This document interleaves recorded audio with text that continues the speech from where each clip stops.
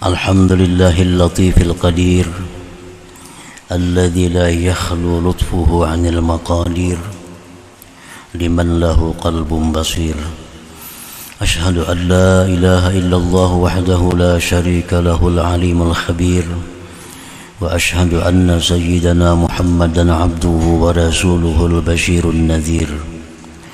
اللهم صل وسلم على سيدنا ومولانا محمد البدر المنير وعلى آله وصحبه وذرياته وأتباعه إلى يوم العسير. أما بعد. Yang kita hormati dan kita muliakan para habaib, para alim ulama, para muhibbin, hadirin hadirat rahimakumullah. Puji syukur yang tak terhingga kita haturkan kehadirat Allah Subhanahu wa ta'ala, yang mana pada malam ini kembali mengumpulkan kita di majelis yang penuh berkah dan rahmatnya ini. Salawat dan salam keharibaan junjungan kita Rasulullah wa Habibih Nabi besar Muhammad sallallahu alaihi wasallam dan seluruh keluarga, para sahabat, zuriat dan pengikut beliau sampai hari kiamat nanti. Para muhibbin rahimakumullah, al-hikmatu thalithah ba'dal mi'ah minal hikamil ataiyah. Qala al-imam Taj Ahmad ibnu Athaillah Sakandari rahimahullah wa nafa'ana bi'ulumih wa asrarih.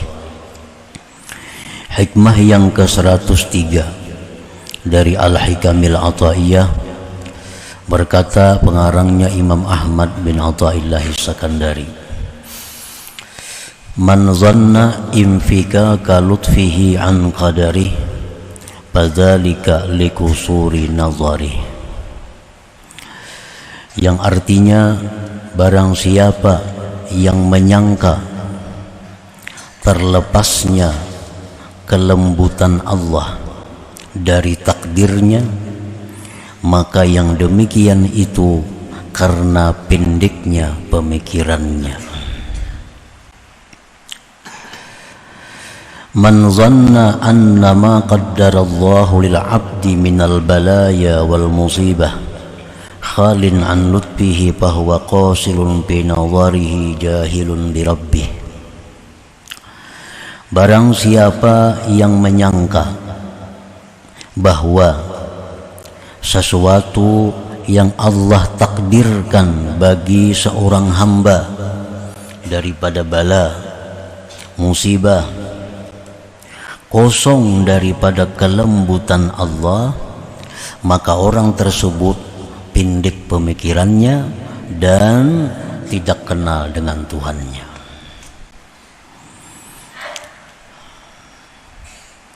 Idza ta'ammala haqqat ta'ammul 'alima anna ma qaddara Allah lil 'abdi la yakhlu an lutfihi bal al-tafi. Apabila seorang hamba itu berpikir dengan sebenar-benar berpikir, niscaya dia mengetahui bahwa sesuatu yang Allah takdirkan bagi hambanya itu tidaklah kosong daripada kelembutan Allah, bahkan dari kelembutan-kelembutan Allah Subhanahu wa ta'ala. Nah, para muhibbin rahimakumullah, jadi sebuah takdir dari Allah Subhanahu wa ta'ala, maka takdir itu disertai dengan kelembutan-kelembutan daripada Allah. Baik takdir itu takdir berupa nikmat atau takdir berupa nikmah, berupa azab, berupa hukuman, berupa musibah, maka setiap takdir itu di dalamnya pasti ada kelembutan-kelembutan Allah yang disampaikan kepada hambanya itu. Para muhibbin rahimakumullah, Allah Subhanahu wa ta'ala menakdirkan seorang hamba dengan musibah, umpamanya pada jasadnya, seperti penyakit Nah, maka di dalam satu penyakit itu sangat banyak kelembutan-kelembutan Allah. Sebelumnya, sesudahnya, besertanya penyakit itu diliputi dengan kelembutan-kelembutan dari Allah Subhanahu wa ta'ala. Nah, cuma karena kepindikan dari pemikiran kita, karena kurangnya ta'ammul, kurangnya pengamatan kita, sehingga kita tidak menemui kelembutan-kelembutan Allah di dalam setiap takdir musibah itu. Karena kurangnya kita ta'ammul, karena kurangnya kita bertanya kepada yang ahlinya, sehingga setiap musibah itu hanya yang terasa adalah sakitnya. Padahal di dalam musibah itu sangat banyak kelembutan-kelembutan yang disampaikan Allah kepada seorang hamba tadi. Minha, setengahnya, iqbaluhu 'ala Allah bitadarru' wat taubati wal munajah, wa dzalik qad la yujadu minhu halal afiyah. Setengah kelembutan yang menyertai takdir musibah, berhadapnya seorang hamba yang kena musibah itu atas Allah dengan tadarru', bersangatan memohon, dengan tobat, dengan munajat. Yang demikian itu terkadang tidak didapat dari seorang hamba ketika dia sihat walafiat. Nah, ini salah satu daripada kelembutan Allah. Di waktu seorang hamba itu sakit, maka tadarru'nya kepada Allah itu lebih daripada waktu dia sihat. Waktu dia sakit, terbuka pintu hatinya untuk tobat kepada Allah. Waktu dia sakit, terbuka hatinya untuk munajat kepada Allah. Nah, itu semua adalah yang Allah titipkan di dalam sebuah musibah, dalam sebuah penyakit itu. Dengan satu penyakit itu sangat banyak kebaikan-kebaikan yang didapat oleh seorang hamba yang kena musibah tadi. Wa minha, setengahnya lagi kelembutan yang ada di dalam sebuah musibah itu, zahabu quwwatihi allati tuqi'uhu bidzunub wal ma'asi, hilangnya kekuatan seorang hamba itu yang menjatuhkan dia pada dosa dan maksiat. Nah, waktu dia kaya, dia sangat mudah untuk melakukan maksiat. Waktu dia sihat, dia sangat mudah untuk melakukan kemaksiatan. Nah, diberi Allah dia penyakit, diberi Allah dia musibah berupa kepakiran, hilanglah kekuatannya untuk berbuat maksiat. Nah, hilanglah kekuatannya untuk berbuat dosa.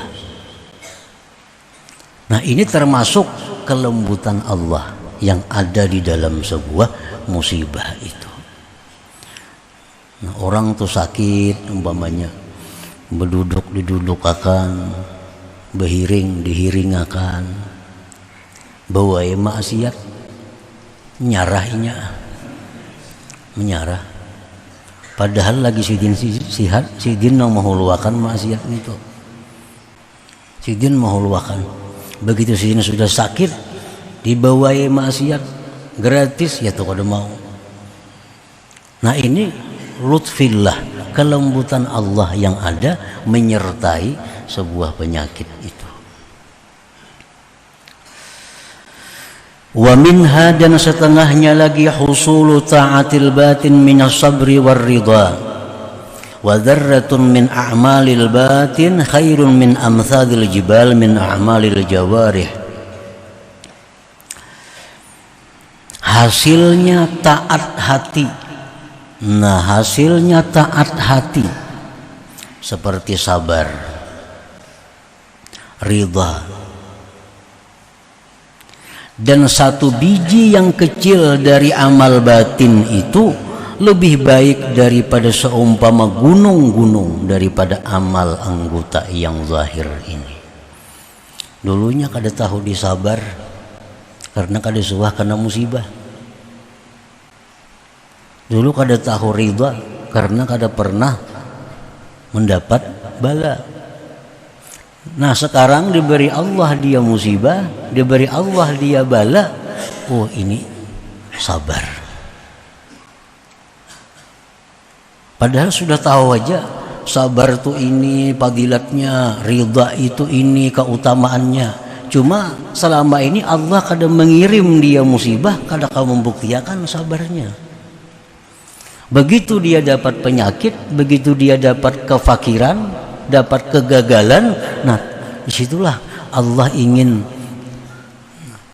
melihat hambanya ini membuktikan ilmunya tentang kesabaran dan keridhaan. Dan sabar itu termasuk amalan hati, ridha itu amalan hati. Satu biji yang kecil dari amalan hati itu pahalanya lebih besar dari beberapa biji gunung daripada amalan yang zahir ini. Nah, para muhibbin rahimakumullah,